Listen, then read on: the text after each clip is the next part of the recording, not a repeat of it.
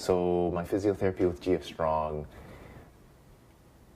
I feel that their main purpose is to get someone from post-surgery to like everyday functionality.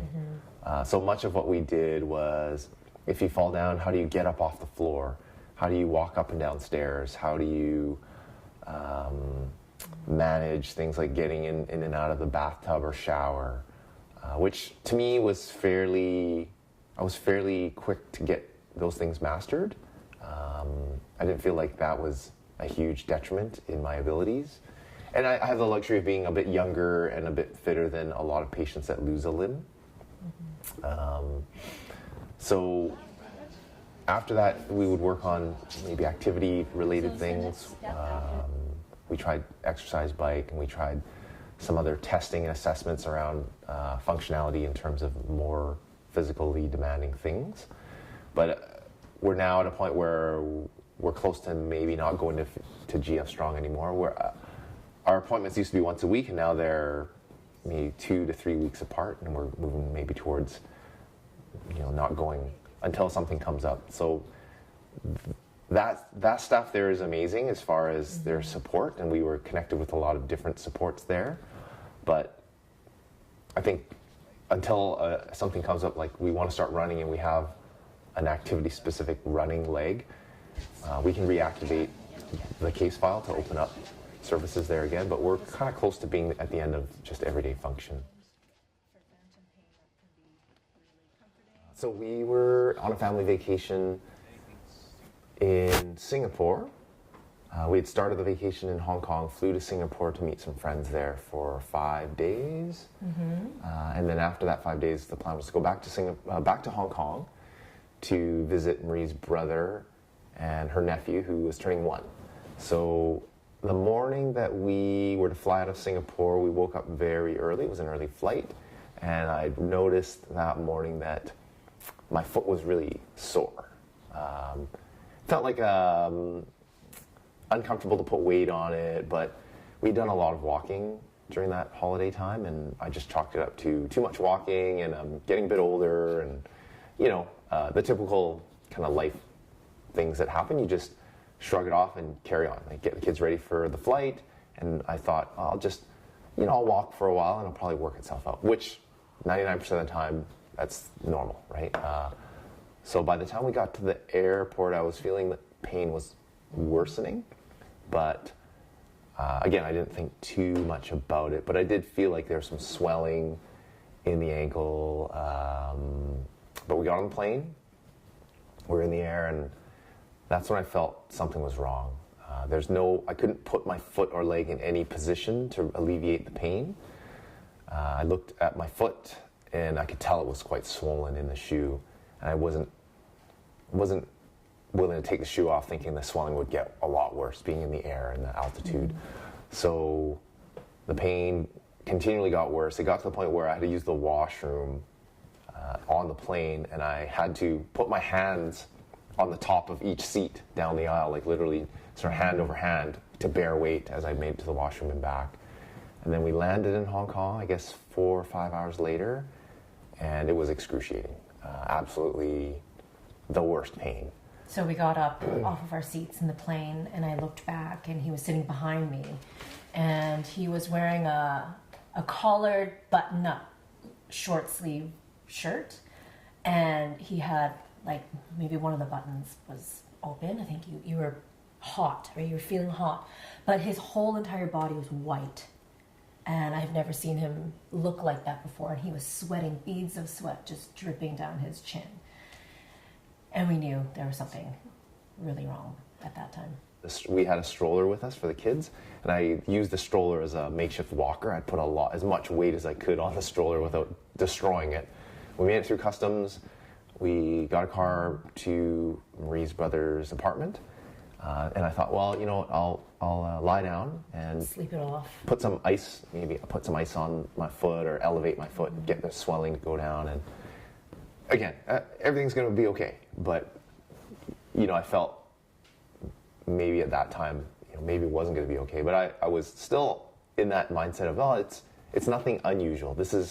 Something's going on, but I'll figure it out. Took some Advil, and I couldn't lay down. The pain was so bad. I couldn't lay down. I couldn't put my foot in any kind of position to alleviate the pain. The swelling wasn't going down. And when I pressed on the swollen parts of my ankle, it wasn't like a sprained ankle where, there's a fluid buildup if you twist your ankle. I pushed into my ankle, and it was like very firm. The swelling was either it had filled the tissue so much that it was like there wasn't much give, or there was some sort of inflammation of the actual tissue. So at that point I told Marie, like, we need to go to the hospital. Mm-hmm. So we got another car, we went to the hospital, the closest hospital with an ER. So what we learned about the Hong Kong medical system is some hospitals have emergency rooms and some do not. So I said, we need to go to an emergency room.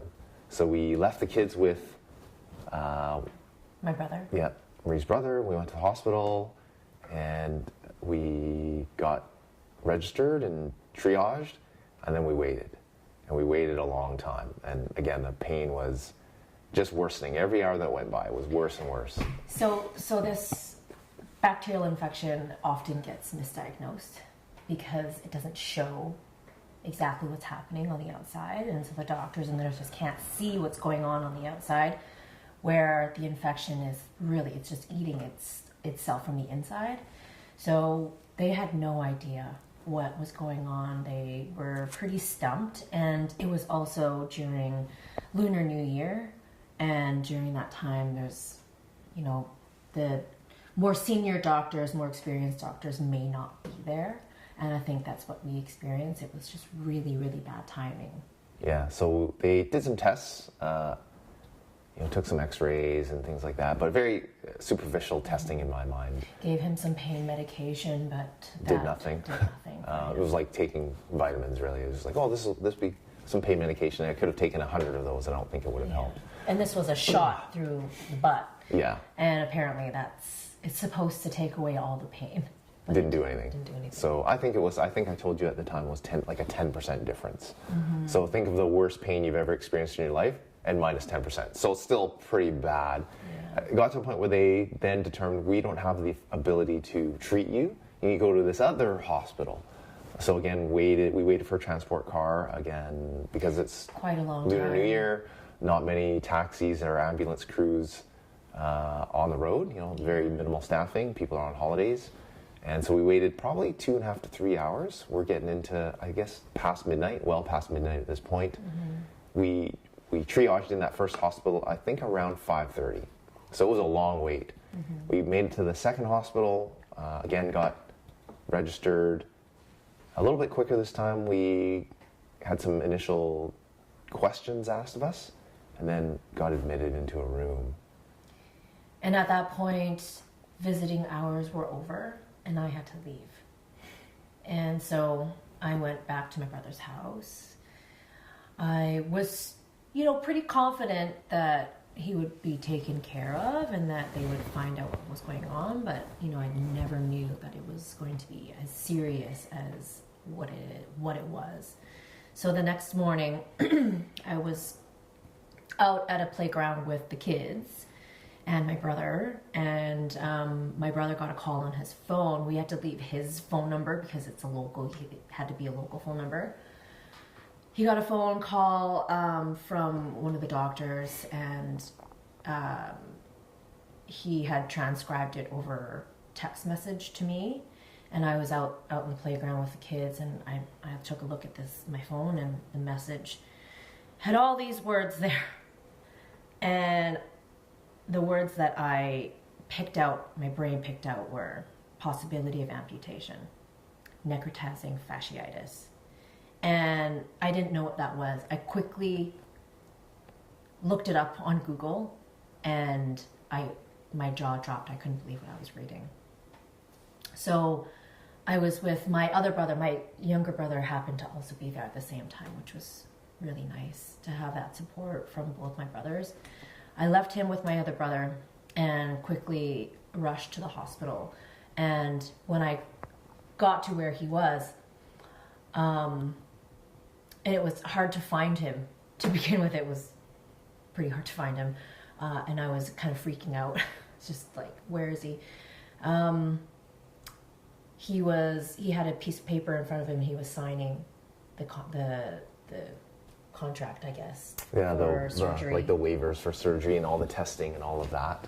And he was in so much pain. They hadn't given him any pain medication. Nothing was helping.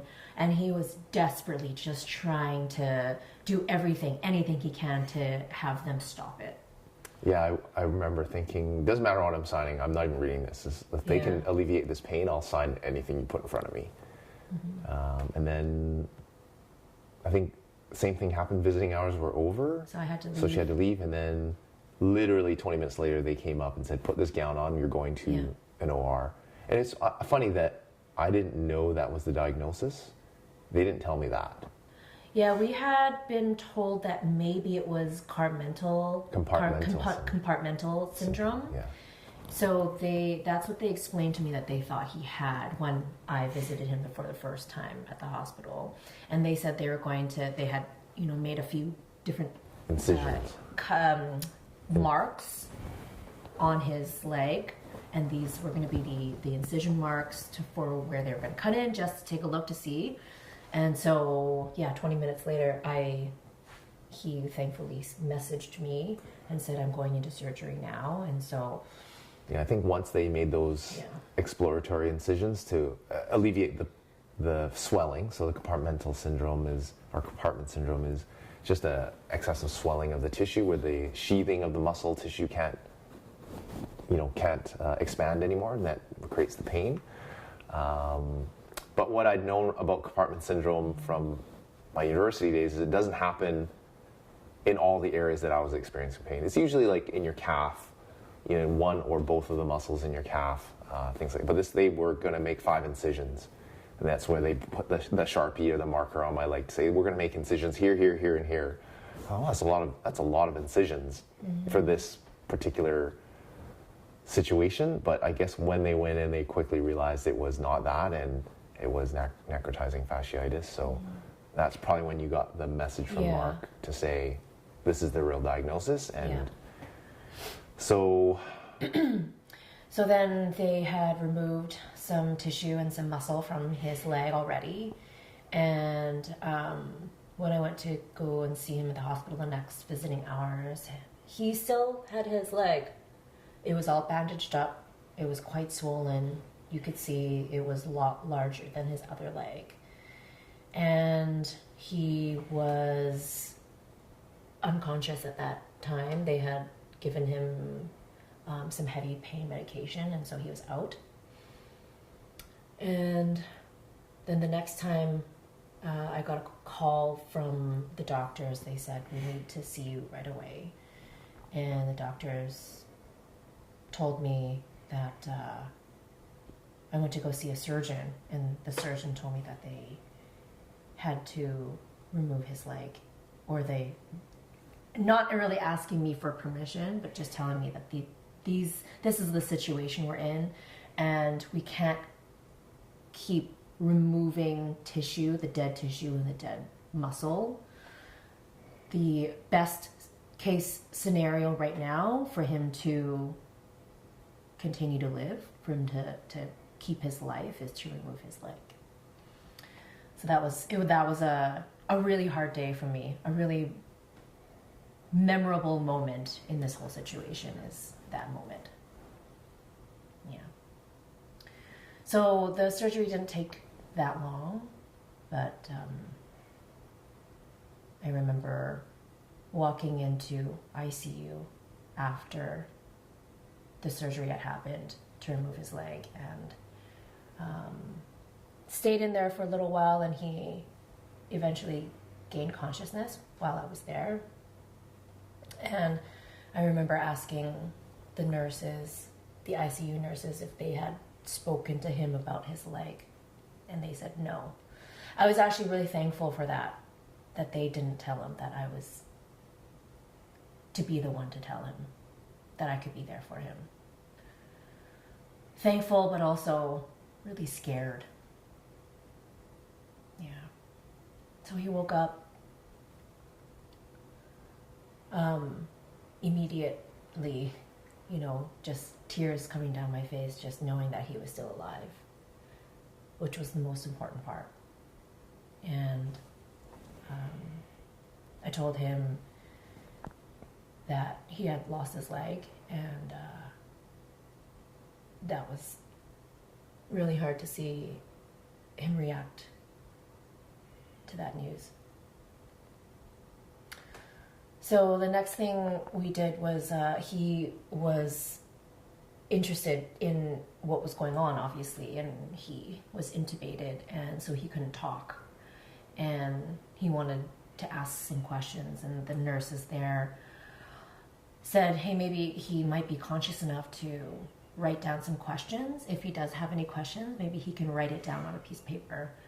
And we gave him a piece of paper and a pen, and he asked a few questions. And I actually have a picture of what he wrote, which was, he was on a lot of heavy pain medication, but he was able to ask questions. I don't remember what You don't remember what those questions were? One was obviously, did I lose my leg? Yeah, so he asked, how much did they take? Can I see it? And when can I remove the intubation? Yeah, that was a rough time for all of us. Yeah. When you had to tell Christopher, what was his reaction? Do you remember how he reacted? Yeah, I do. I don't think that I'll be able to forget his reaction. His eyes just popped out like he couldn't believe it. He knew after all of this happened, he did tell me that he knew in the back of his mind that there was a chance that could happen. But I don't think anybody ever really knows until you actually see it in person, in real life. Yeah, I think even now it's hard to believe sometimes, but what I do remember of that interaction, I have a whole different version of how it went down because of the drugs, but I do remember feeling like my leg was still there and then looking down, and I had blankets over my legs, and the blankets are all convoluted and wrinkled, and I felt like it seems like it's still there. Like I see an outline of, a rise in the blankets where that leg should be, and I feel like it's still there. But she told me that it was gone. And it was really hard to reconcile those two pieces of information, like what I feel and what I see, albeit on a lot of drugs, and what I've been told don't match up. And of course, I've had a leg my whole life. For 50 plus years, I've had this leg, and I know what it feels like to have a leg. And then to be told that it's gone I wasn't maybe sad because I was so medicated, but I was definitely confused as to why.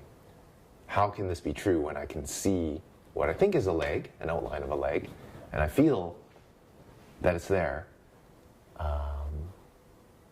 But then I fell back asleep, I guess, because I woke up with a completely different memory of how that conversation went. Yeah. And then I spent some time in ICU. Again, heavily medicated, lots of nightmares and night terrors, probably due to the drugs, but also probably due to the physical trauma, the mental trauma. And then they had to go back in yeah, and get some more. we went finally out of ICU back into the regular care ward, but then they said we got to go back in, and that's this time around I was absolutely terrified. I was terrified before, but I think the pain was overriding my terror because I just wanted the pain to end. But now the pain was less, and I was more conscious of what had happened and what the risks were. And when they told me they were going to go in a third time, I was probably more scared than anything else in my entire life.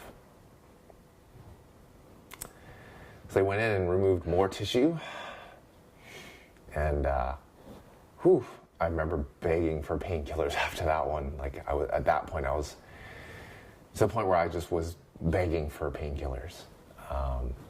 And they didn't give me any because I guess after the surgery they need all the medications to clear from your system before they give you anything additionally.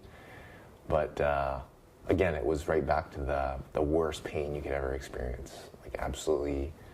I remember telling my friends it was like someone went in and they just took a belt sander with like 60 grit sandpaper and just, you know, scrubbed me out. It was so bad. And then we spent the next 4 weeks in the hospital. Yeah.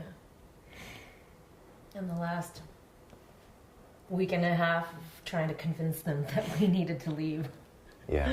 Yeah. So, the care, I will say that the medical system there is good. The care is very good, but I think the understanding of my needs to go home were missed in their intent to provide me with the best treatment.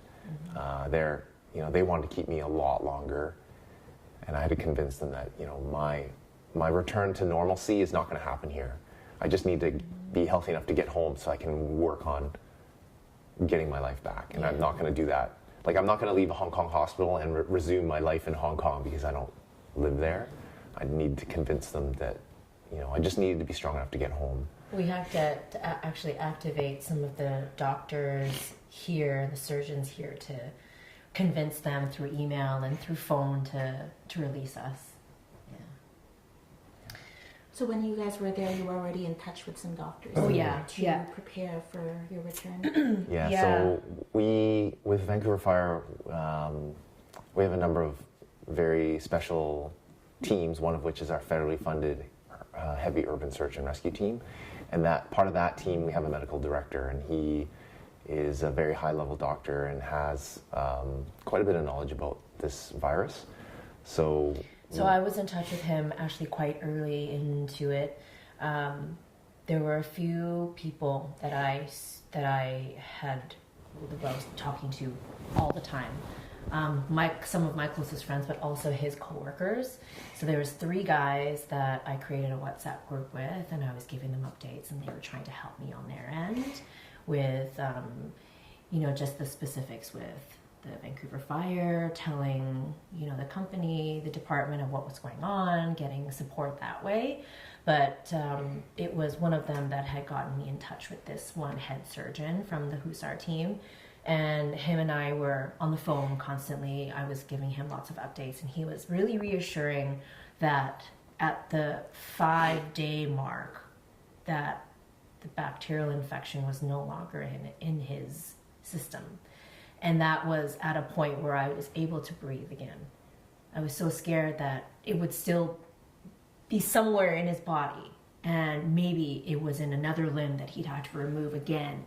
And so it was him that really reassured me that it was out of his body, and I was like really able to breathe again.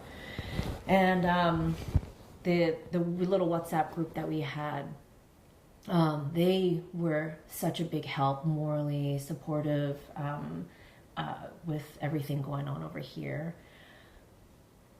There was a few of them that called him daily, that he was able to talk to daily. Yeah. That it was a bit of a distraction, but also nice for him to speak to about what was going on, and having that emotional and moral support. It's really a really great thing. It wasn't just me that was there supporting him. Yeah, I've said this before, I think one of the unique qualities of the fire service is that we have that bond.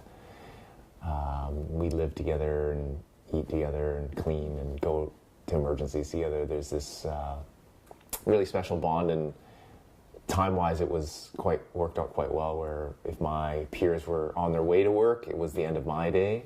So they would call during their morning commute, or if they were on their way home from work, it was the morning in Hong Kong. So there was a real window where there was a regular opportunity to call and talk.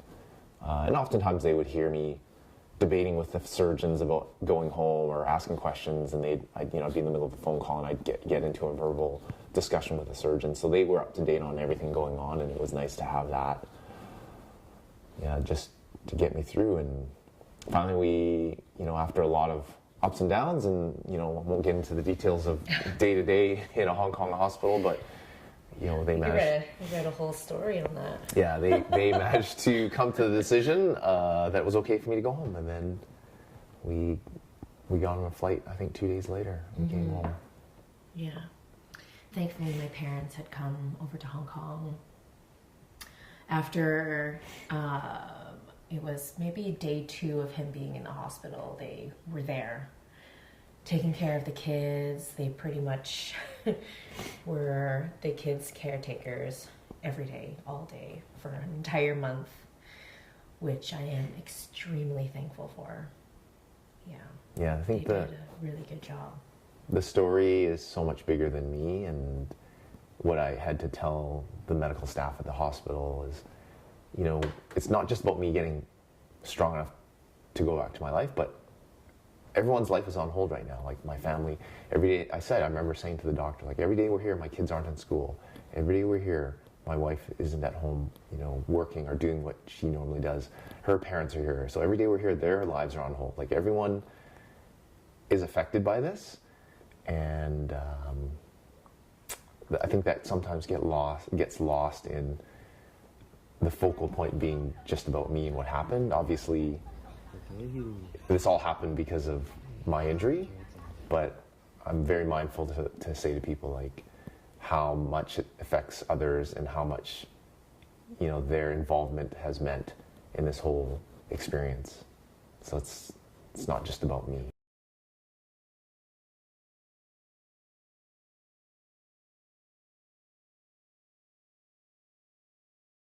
With my physical ability. So I was a regular runner, person that would go to the gym and on the regular. I've run half marathons, I've run marathons. He's cycled across Canada. Yeah, rode my bicycle across Canada. He's boxed amateur competitions. Yeah, so lifelong martial artist. Snowboarder for almost 30 years, motorcycle rider. I've always enjoyed things that are demanding and challenging physically, and I think it's hard to put that away. And so now I'm faced with the frustration and challenges of starting over. So learning how to snowboard.